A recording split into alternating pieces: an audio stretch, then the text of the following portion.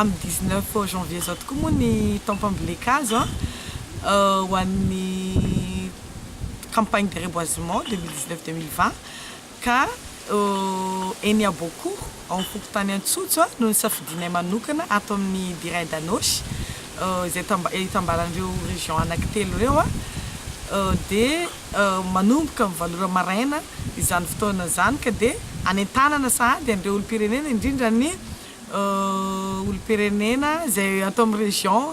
ao anatin'ireo 3 région ireo moa zany mazava ho azy de ny avy any Atsimo Antsinanana, Anôsy, Androy de olazaiko eto ihany koa ny toerana misy ny fambolenkazo amin'ireo région tsirairay ireo ho any Atsimo Antsinanana zao de ao Farafangana namohora ny fokontany de Takoandra no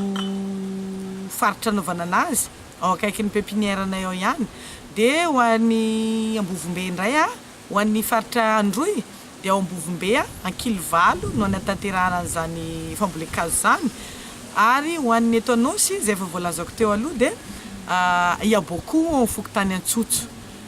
ny fanomanana aloha zany de tena efa niomana rehefa misy zanakazo eo amin'ny 5 millions eo zany au total ao anatin'ny 3 régions 5 millions zanakazo fa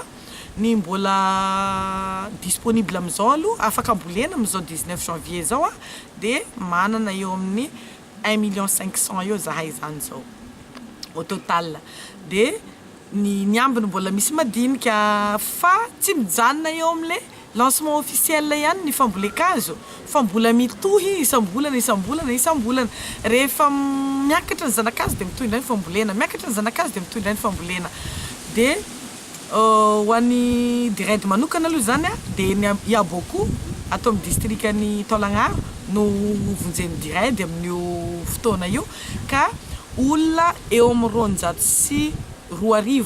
zay zany mobilisena amin'io ao anatin'ny 3 régions ka ho an'ny district'ny Taolagnaro manokana ny faritra Anôsy de misy olona 500 eo izay communauté locale daholo na koba ozy isitsika no akabiazan'ireo de misy ihany koa ny fandraisana anjaran'ny directeur régionaux rehetrarehetra sy ny STD ny CTD rehetra izay miara-misy salama zao fanatanterahana zao de ao ihany koa ny plateforme environnementale Anôsy izay micoordonné an'izao fambolenkazo zao de sorana anazy ireo mavitrika manampy ny Diredd miépaulé ny Diredd am'izay organisation zay tany volena 500 hectares aloha ny eritreretinay atreto ao anatin'ny 3 régions dans une seule journée 500 hectares io de zanakazo eo amin'ny 300,000 no ezahana ho aparitaka ao anatin'io 5 hectares io fa ho hita eo aloha zany hoe firy ny tratra fa efa mandeha ny trouaison de fa ho an'ny IABOAKOHO manokana aloha ny amin'ny faritra Anôsy de efa any amin'ny 100,000 trouaison any zahay amizao de ny faritra sasany efa en cours daholo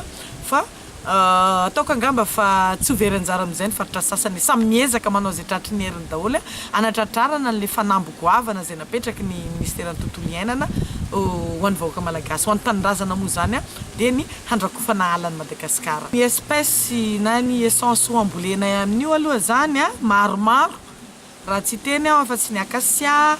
ny eucalyptus misy maromaro ao ny citrodora ao ny conibosa ao ny robusta maromaro ao ny albizia ao ny